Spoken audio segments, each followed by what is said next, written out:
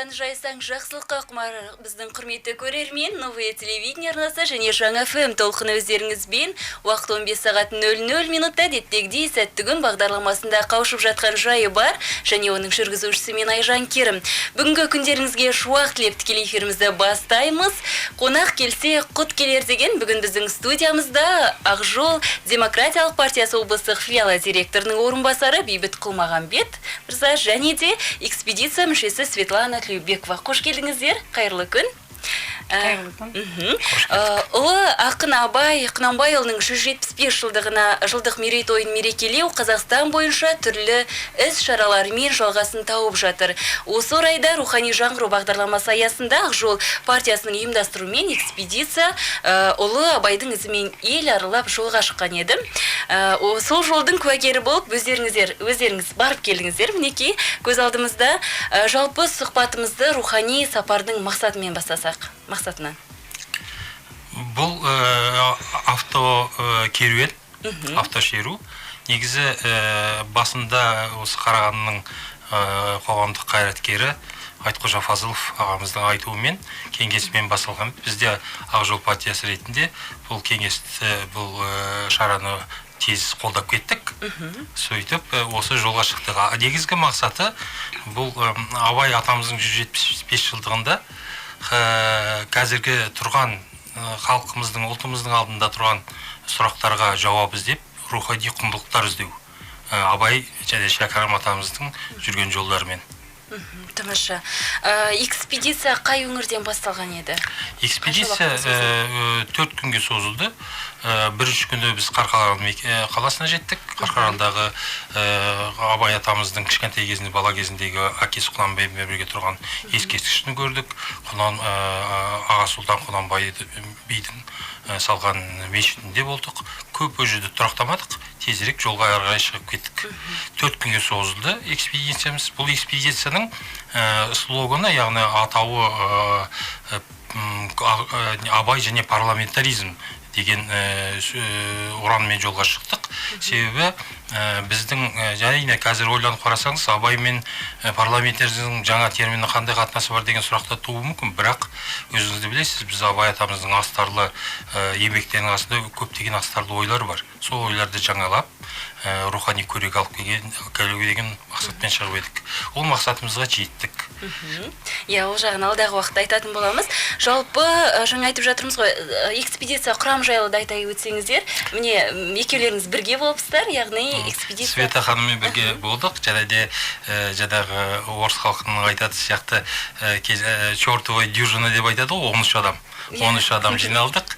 Сол 13 адам болып барды. Оның ішінде қоғам белсенділері Майра Тлеубегім, онан sonra Жексен Абдрахманов, Ақжол партиясының филиал төрағасы Ермек Абилдин, Елкен деген көптеген азаматтар болды. Бұл кісілермен барлығымыз бір жолға шығымыз алғашқы рет. Тамаша. Енді осы кезекте өзіңіз абайтанушы ретінде жалпы жүріп өткен жолыңыз жайлы айтып өтсеңіздер. Былайша айтқан кезде бұл экспедиция, яғни Абайдың 175 жылдығына арналып отыр ғой. Сонымен қатар ол кісінің жаңа айтып жатқандарыңыздай тың мәліметтерді былайша айтқанда білу. Оны білу үшін де Абай жайлы білетін адам керек, яғни оны оқыған. Міне өздеріңіз білесіздер, оқыдыңыздар, бірақ экспедиция бұл жөні бөлек нәрсе. Осы кезекте түйген ойларыңыз болса, айтып өтсеңіздер. Енді мына елбасының рухани жаңғыру бағдарламасында туған жерді зерттеу, туған жердің әдемі көрікті жерлерін халыққа насихаттау, жас ұрпақты тәрбиелеу туралы көп айтылады ғой. Енді Абайша толғайтын болсақ, Абай айтады: жүрегімнің түбіне терең бойла, мен бір жұмбақ адаммын, онды ойла, соқтықпалы соқпақсыз жерде өстім, мыңмен жалғыз алыстым, кінә қойма дейді. Біз Абайды айтқан уақытта Шәкәрімді және Мұхтар Әуезовті айтпай кетуге болмайды. Өйткені осы кісілер туралы мәліметтің көбісін халыққа жеткізуші Мұхтар Әуезов. Біз енді жаңа Бекең айтып кетті ғой, Ең алғашқы сапарымызды Қарқаралыдан бастағанда бірінші біз Құнанбай қажының мешітінде болдық. Ал енді роман бойынша Құнанбай қажы менен Абайдың ортасында үлкен байланыстар болды дейді. Негізі Абайдың тектілігі, Абайдың демократ дәрежесіне көтерілуі, ақын, композитор ретінде және саясаткер ретінде осының қалыптасуы әкесімен байланысты сияқты. Өйткені соны халықтың қажып, шаршап Меккеге барған уақытында Құнанбайдың жаман жерін мен айта алмаймын, өйткені халыққа Меккеде бірінші үй алған, соның орнында қазір салынған қонақ үй бар. Ал енді халыққа сондай жағдай жасаған халықты жақсы көрген адам жаман деуге бола ма? Екінші жағынан мынау Өскенбайдан Ырғызбай барлығы аталары, Құнанбай барлығы көбінесе халық туралы көп ойлаған. Мынау жұт уақытында халықтың малы қырылып қалған уақытта сауын беру, мектеп ашу істеріне көп араласқан кісі. Сонда біз кітаптан оқығанымыз бір бөлек, ғаламтордан алған мәліметіміз бір бөлек, ал көзімізбен көргеніміз мүлде басқаша болды. Неге? Өйткені Құнанбайдың мешітінің қазіргі түрін көрсеңіз, бір адамгершіліктің, инабаттылықтың, бір үлкен тектіліктің көрінісі сияқты. Шынымен де түсінген адамға өйткені қазір енді негізі біз халқымыздың өткенін білмейінше жаңалықпенен жалғастыру қиын нәрсе. Ал енді бұл мешіт деген немесе дінге берілу деген сөз емес, мешіт деген сөз адамның рухани байуы, өзінің шыққан негізгі тегіменен табиғаттың тылсым күшінің байланыстыратын бір жақсы орда болып саналады. Сонда сол жерге кірген уақытта сіз бір ескілікті көзбенен, Құнанбайдың көзін көрмей атын естігенменен өзіңіз сол кісінің бір жақсысымен дидарласқандай боласыз. Мінекей рухани байлық, рухани қуаттылық деген меніңше осылай болса керек. Шыны керек, экспедицияға бармасам да сіздердің әңгімелеріңізді естіп, кәдімгідей көзіме елестеп, экспедицияға барып келгенде әсер алып отырмын. Әрине ол сіздердің жеткізу қабілеттеріңізге байланысты болып тұр ғой. Құрметті көрермен, бізде дәл қазір әдемі әнге кезек беру керек болып тұр. Ендеше біз сіздермен қоштаспаймыз. Дәл 1-2 минут үзілістен кейін өздеріңізбен қайта қауышатын боламыз.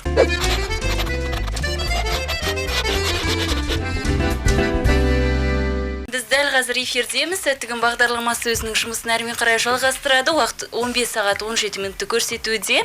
Міне жаңа айтып жатырмыз ғой, бүгін бізде қонақта Жол демократиялық партиясы облыстық филиалы директорының орынбасары Бейбіт Құлмағанбет және де Абайдың 175 жылдығына орай ұйымдастырылған экспедиция мүшесі Светлана Төлебекова. Эфиріміз әрмен қарай жалғастырамыз. Жаңа айтып жатқан дүниемізге байланысты ұлы ойшылға қатысты тың мәліметтер іздеуді мақсат етіп шықтық деп жатырсыздар. Осы кезекте мақсаттарыңызға жете алдыңыздар ма? Әрине, мақсаттарымызға жете алдық. Біз біріншіден саяси партия болғаннан кейін күнделікті қазіргі қоғамды ойландырып жатқан мәселелерденге байланысты сұрақ пен жауап тапқымыз келді. Жауаптар іздедік. Абай парламентаризм, Абай және көппартиялық жүйе, Абай және демократия. Сонда біз көптеген бұл мәселелерге әрине тұжырымдар, ойларымызды, соның нелерін тұжырымдар таптық ойларымызға. Мысалы, Абайдың Қарқаралыда жүріп өткен кездегі Қарқаралы халқының тек біз өзіміз ойлаймыз ғой, үйреніп қалған затымыз Абай Семеймен байланысты деп. Қарқаралымен де байланысты екен Абай. Абайдың жаңағы сүйкімді бала кезіндегі әкесінің жанында тұрған үлкен ескерткіштің қоюы, сонда Абайдың сондай бір ғұлама кісі ретінде қалыптасуына бүтін қазақтың, әсіресе Қарқаралы өлкесінде үлкен ықпалы болғаны белгілі болды. Абай неге халықшыл? Абай халықтың ішіне шыққан тума.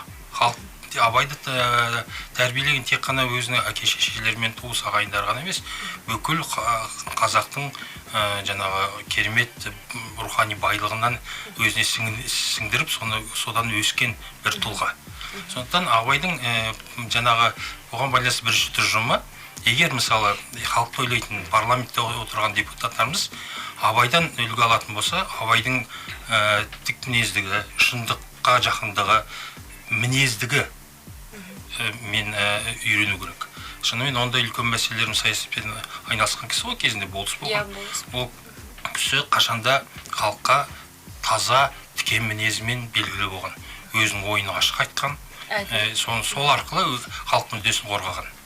Екінші бір тағы бір таңғалатын бір тұжырым Кеңгірбай бидің еңлік кебекке байланысты шығарылған сот шешімі. Халық әлі де оны түсінбейді. Қатыкез, себебі еңлік кебекті өлім жазасын кескен ғой, бұл кісілер. Соны неге дегенде біз де зерттей бастадық. Сол кезде біз басқа бір тұжырымға келдік.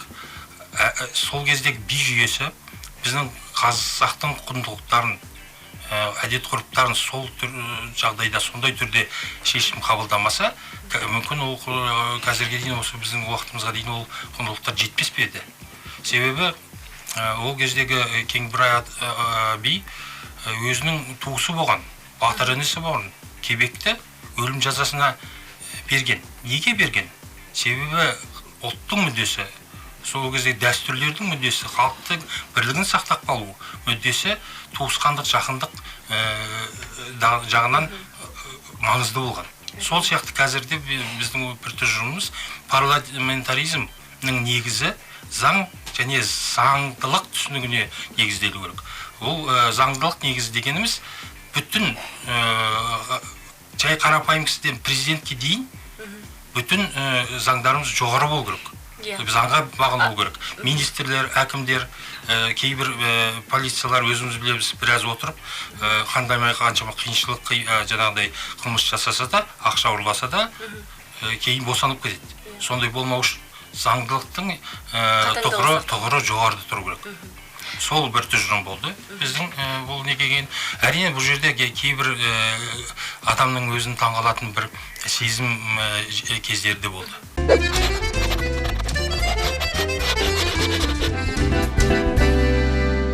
Құрметті көрермен, сәттігін бағдарламасы өзінің эфирін әрмен қарай жалғастырады. Уақыт 15 сағаты 28 минутты көрсетуде. Жаңа айтып жатқан ойымыз әрмен қарай жалғастырсақ, айтып жатырсыз ғой енді, Абайдың болыстық қабілетін бізге сіңіру керек деп.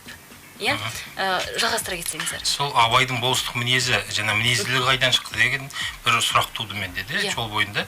Сонда тарихта айтқан Құнанбай әкесінің мен Абайдың арасында бір кикілжіңнің бардығы туралы бір әңгіме болады.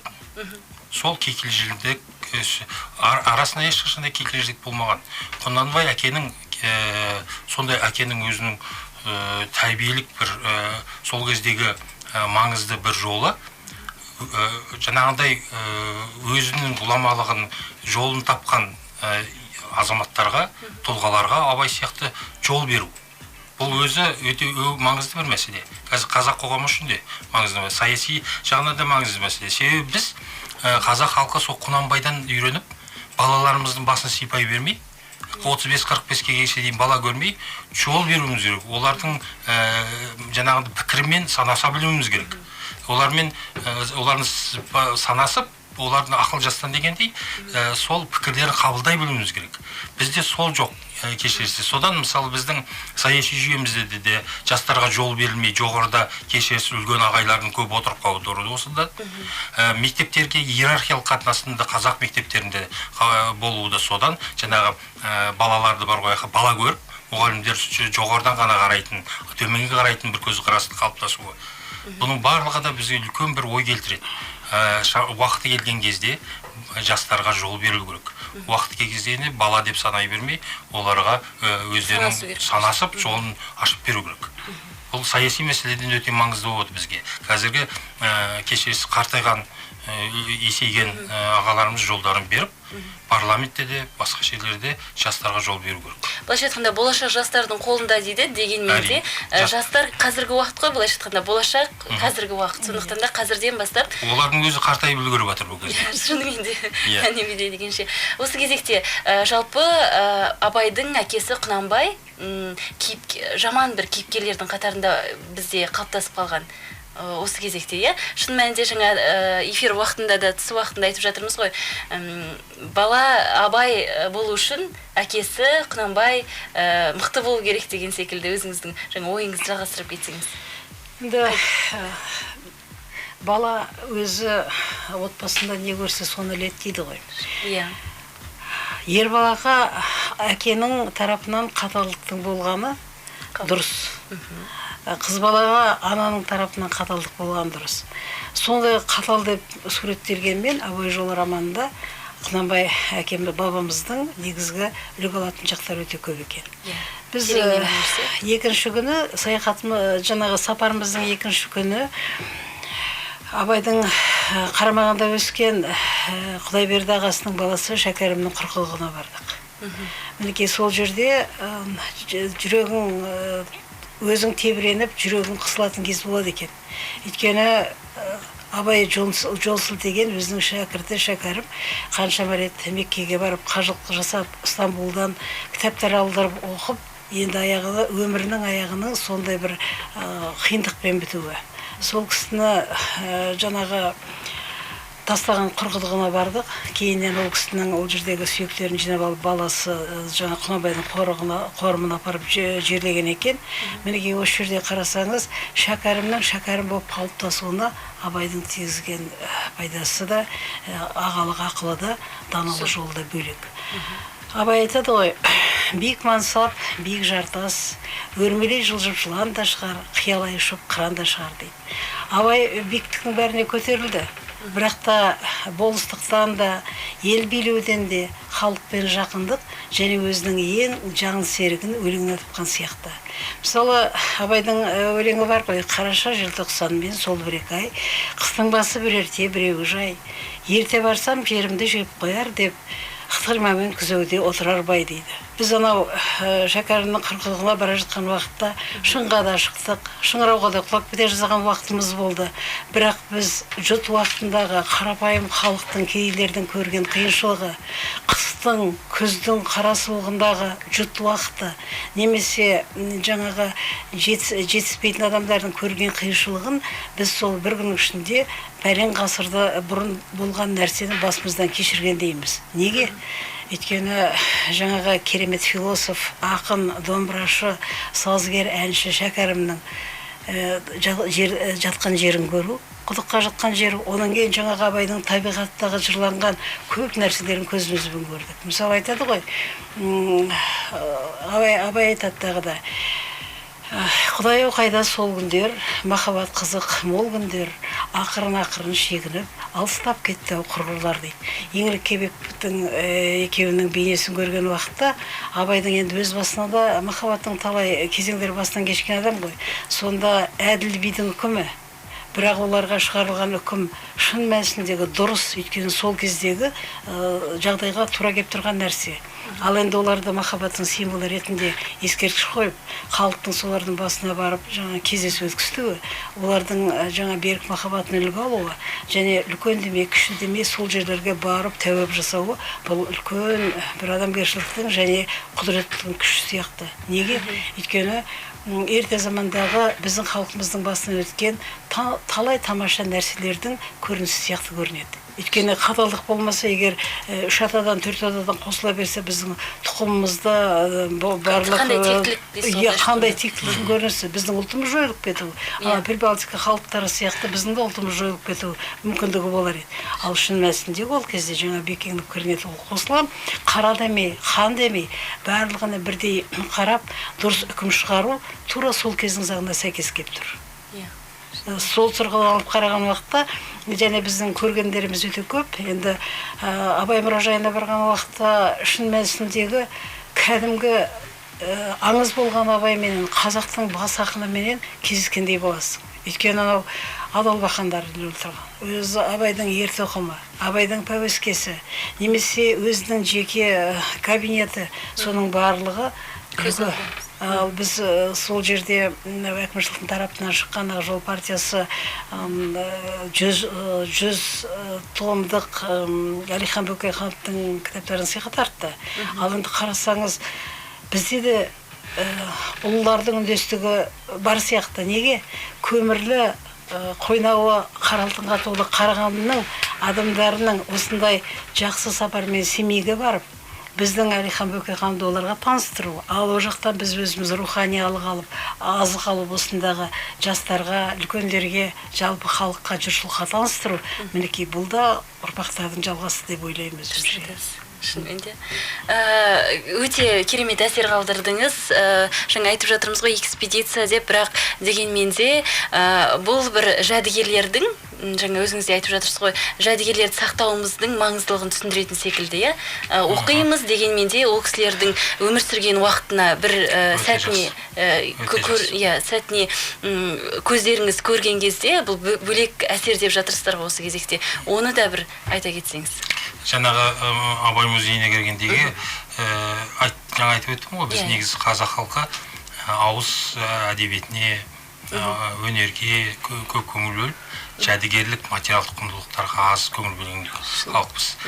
Осы жердегі bütün материалдық құндылықтарымызды көргенше сол кезге қайтып барғандай болдық. Жаңа айтқандай бір бұрыштан Абай атамыз ассалаумағалейкум бауырларым, қайда жүрдіңдер, неге келмедіңдер дегендей сезімде болдық. Бәрібір рухы бар алған сезілген сол жерде барлығы сол бетін сезіліп тұр. Шәкәрім атамыз айтқан екен, шықпайды екен айтқан сөз ғылымы жоқ наданға, кеудесінде болса көз жұғар сондай адамға, ондай адам қазақтан көп туса осы заманға, осы арайда азаптан қазақшы самалға деген. Сол кезде айтып кеткен маңызды бір жері бар. Шәкәрім атамызды да айтпай кетуге болмайды. Ұлағатты сөзі. Халықтың тек қана маңдайда екі көзіміз бар емес, біздің кеудеміздегі негізгі көзіміз бар. Сол көзіміз шел болып бітеліп қалғанын сезіндік біз орда. Сол халқымыздың құндылықтарын сезіну үшін Абайдың әрқашанда бір ерекше орны бар екенін білдік. Тамаша. Көкірек көзі ашық болу керек деп жатырсыз былайша айтқан кезде. Иә, шынымен өнегелі сұхбаттардың бірі болды. Құрметті көрермен, дәл қазір бізде тағы бір әннің кезегі келіпті. Ендеше соңғы шығарылымда кездескенше.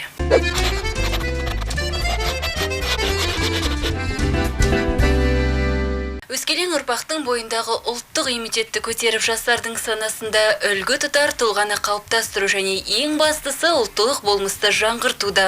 Мұндай бірегей шаралардың қолға алынғаны еліміз үшін пайдалы екені анық шынымен де. Енді осы сапардан түйген ойларыңыз бен жалпы істеу керек дүниелеріңіз болса, ұсыныстарыңыз болса, атқаратын істеріңіз болса, мархабат айта отырсаңыздар. Енді біз бұл жерде Ақжол партиясы атынан келгеннен кейін біздің бұл автокеруеніміздегі түйген ойларымыз қазіргі заманда Абайдың өткен тарих ретінде көрмей Абайды. Ол осы өмірде де жаңарылатын, өзіңіз білесіңіз, глобализация мен постмодернизм күрес жүріп жатыр.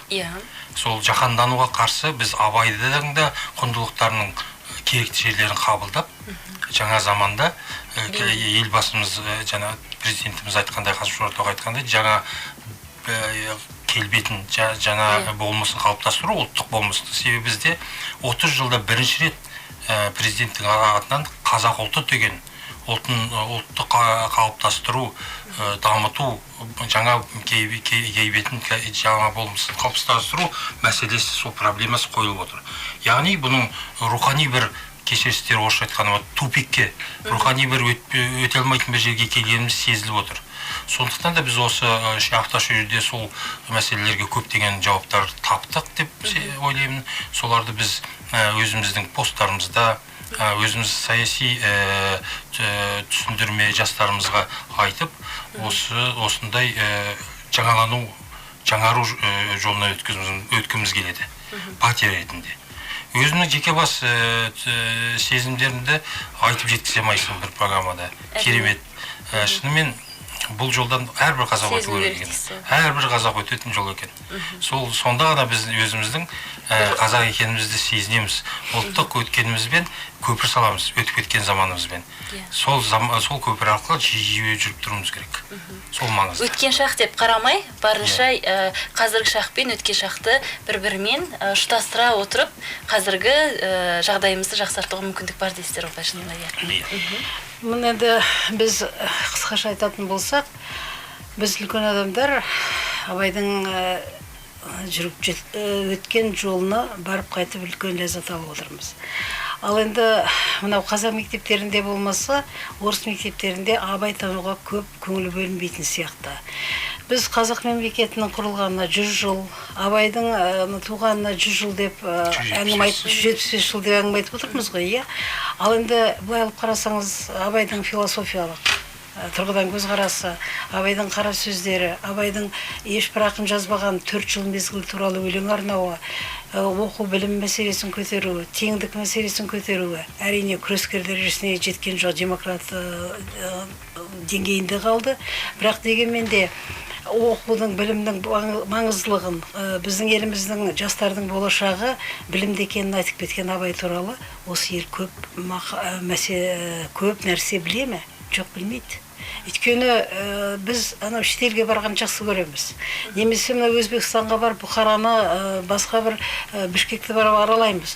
Біздің аралайтын жеріміз саяхат ұйымдастыратын. Балаларға да, үлкен кісілерге де рухани азық беретін нәрсе ол Абайдың Жидебайыбада қалды. Неге? Өйткені ондағы тұрған әрбір экспонат, әрбір көрініс, әрбір сурет сөйлеп кетейін деп тұрған сияқты. Мысалы, біз ұлттық ойындарға негізі көкпарға көңіл бөлеміз, немесе ат жарысқа көңіл бөлеміз, қызуға көңіл бөлеміз. Ал 9 құмалақ деген әлі ашылмаған нәрсе. Осы Қазақстанда бір спорт мастері көп 9 құмалақ туралы көп әңгімелер айтып, үйірмелер жүргізді, бірақ халықаралық деңгейге шыққан жоқ. Абайдың 9 құмалақты ойнаған жаңағы өзінің кабинетіндегі біз көрдік. Ал былай алып қарасаңыз, қандай керемет философия жатыр. Абай біздің қазіргі олимпиада өткізіп жүргеніміз, немесе үлкен чемпионаттар өткізіп жүргенімізді сол кезде жасаған. 9 құмалақтан жарыс өткізген, ұйықтамай сол жеңімпаздарды анықтау үшін ауыл-ауылдардан келіп 9 құмалақтан жарыс өткізген адам. Ал соны ойлап қараңызшы, Абайдың дәуірін керек еткен дәуір деп айтуға бола ма? Жоқ. Ол болашақпен жалғасып жатқан нағыз бір рухани азық алатын үлкен мектеп деп ойлаймын. Керемет. Бүгінгі сұхбатқа уақыт бөліп келгендеріңізге көп рахмет айтамыз. Шынымен де көрермендеріміз үшін де, біздер үшін де бір рухани азық болды. Сіздердің келгендеріңіз тағы да алғыс білдіреміз. Алла сіздеріңізге береке берсін. Құрметті көрермен, біздегі сәтті күн бағдарламасының уақыты осымен тәмам. Алдағы 10 минуттық үзілістен кейін өздеріңізбен қайта қауышамыз.